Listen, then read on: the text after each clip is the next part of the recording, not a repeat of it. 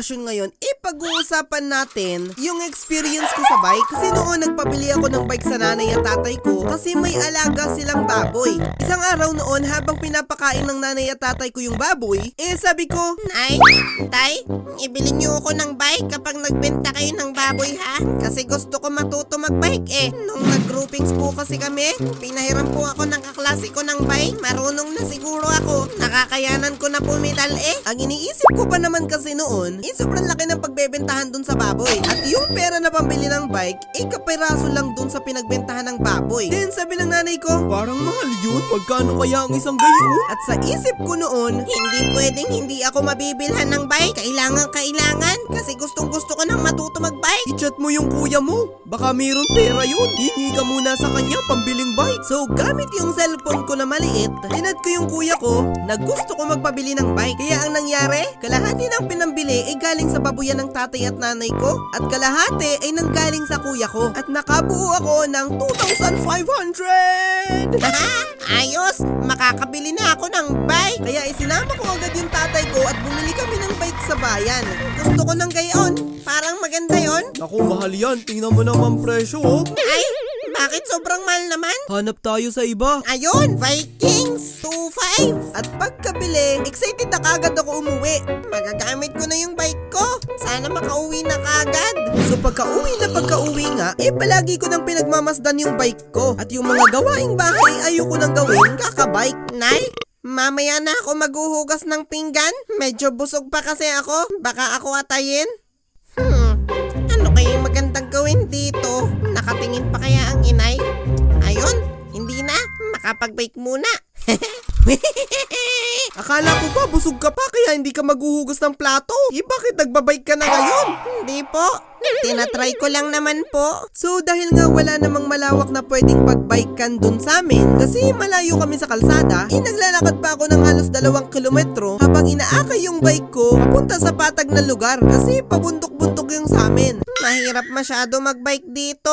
So pumupunta ako dun sa bahay ng pinsan ko para doon magbike kasi medyo patag dun sa kanila at hindi ka masyadong mahihirapan magpedal. Sa sobrang saya namin noon sa pagbabike, inaabot kami noon na maghapon habang salitan kami ng pinsan ko sa pagbabike. Pinsan, tingnan mo! Nagno-no-hands ako! Daig! So nainggit ako dun sa pinsan ko kasi kaya niya mag-no hands. Syempre ako naman, ayoko patalo. So tinry ko din. Madali lang siguro yon. Bibitawan mo lang yung manibela. Hindi naman tumiibo eh. Hindi naman siguro ako maano. So tinry ko muna na isang kamay lang ang gamitin. And kaya ko. Siguro kaya ko talaga mag-no hands. Ops. Muntik na ako dun ah. Hindi ako ganun ka-risk taker kaya hindi ko na ulit siya sinubukan. Baka maaksidente pa ako, lugi pa ako. Kala nyo, mababangasan ako no? Alam kong yun ang inaabangan nyo. Bakit hindi ka na-aksidente, Kuya Tuni? Kanina pa kami nag-aabang na may maa-aksidente. At para masatisfy na yung mga cravings nyo na makita nyo ako na ma-aksidente, parang gustong-gusto nyo kasi na makita ako na aksidente. Sige na. Isang araw kasi noon. Yes!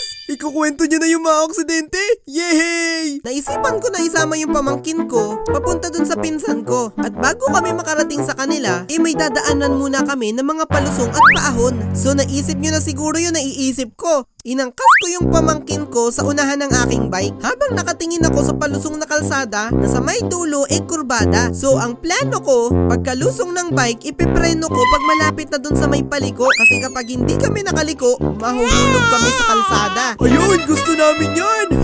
Doon nakapwesto na yung pamangkin ko sa unahan ng bike. Then ako, tinibayan ko na yung pulso ko habang sinasabing, Kayang-kaya natin to. Bale, wala to sa bike ko kasi ito ay Vikings. ano namang kunig ng Tumigil ka na nga. Kanina ka pa salita ng salita eh. Sinimulan ko nang bitawan yung preno at lumausdos na kami palusong. At habang bumibilis yung bike, ramdam na ramdam namin ang simoy ng hangin na dumadampi sa mukha ko at sa buong katawan namin ng pamangkin ko. So ito na, malapit na tayo sa kurbada. Pinisil ko na yung preno ng bike and hindi siya tumitigil. Bakit ganon? Ayaw tumigil? Patay? Anong gagawin ko nito? Then yung pamangkin ko hindi umiimik na para bang sinasabi niyang, Ito, nagabay lang ako dito ah. Kung sakali man wala akong kasalanan. at ang ginawa pa niya, sumandal siya sa braso ko. Patay na. Wala na talagang pag-asa para makaliko to. Pinipilit kong iliko yung bike papunta sa direksyon ng kalsada kaso nakasandal na yung pamangkin ko sa kabilang kamay ko. Papunta sa kanan yung kalsada tapos sumandal siya papunta sa kaliwa ng braso ko. Malalagot na, malalaglag na tayo sa bangin!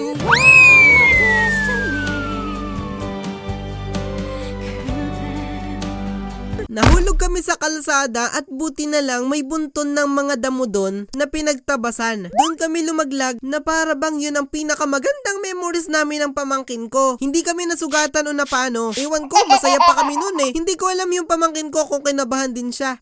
Para namang hindi. Hindi ka ba kinabahan? Huwag kang magsusumbong. Isang hapon din noon pagka-uwi ko galing sa pinsan ko na si Jan, mag-isa na lang ako noon kasi Ayoko nang isama tong pamangkin ko kasi aksidente lang yung abot ko sa kanya. Sigurado, hindi na ako maaksidente ngayon. Ako na lang mag-isa eh. pinsan, mag-iingat ka pa din kasi ako nabangasan na rin dyan. Kayang-kaya ko na to. Noon kasi kapag pumupunta ako dun sa pinsan ko, inaakay ko yung bike ko kapag dumadaan ako dun sa delikadong daan. And take note, hindi siya disc brake. Ang preno lang niya yung umiipit sa rim. Ibig sabihin hindi niya kayang patigilin ng husto yung bike. Kaya pala na-aksidente ako at yung pamangkin ko eh. At ang matindi, nalulusaw yan. Kapag sobrang init na, mamemelt na yung goma na umiipit at hindi na siya titigil. Pero syempre ako, baliwala sa akin yan. Kayang-kaya yan ng bike ko kasi ito ay Vikings. Anong kunik? So dun sa daan papunta dun sa amin, masyado siyang delikado kasi sobrang tindi ng lusong tapos may bangin pa sa kabila at ang kalahati ng pababa na daan, hindi na siya kalsada, rough road na. Parang delikado kapag sumakay agad ako sa bike dito ah. Hindi naman siguro. Bahala na nga. So habang tumatagal ako nakasakay sa bike, kahit hindi na ako pumipedal, pabilis pa rin ng pabilis yung andar. Parang delikado na to. Magpepreno na ako. Bakit hindi na gumagana yung preno? Hala, hindi na gumagana. Ano na kaya ang gagawin ko dito? Malapit na ako dun sa end ng putol na kalsada at noon ko lang na-realize na yung kalsada mas mataas dun sa karugtong na rough road. Teka, ngayon ko lang nakita yung nakabunton na batuhan na yun ah. Parang wala naman yan dito nung dumaan ako kanina. Tinry ko ipreno yung bike sa pamamagitan ng paa ko. Wala na talagang pag-asa. Lumaglag yung bike sa kalsada, nabangga ko yung maliliit na bato at kumusta yung bike ko? Bumaliktad yung manubela niya. Hala, bakit ganito na to? Ano kaya to ibalik? Ayun, okay na siguro to. Uwi na ako. Aakayin ko na lang.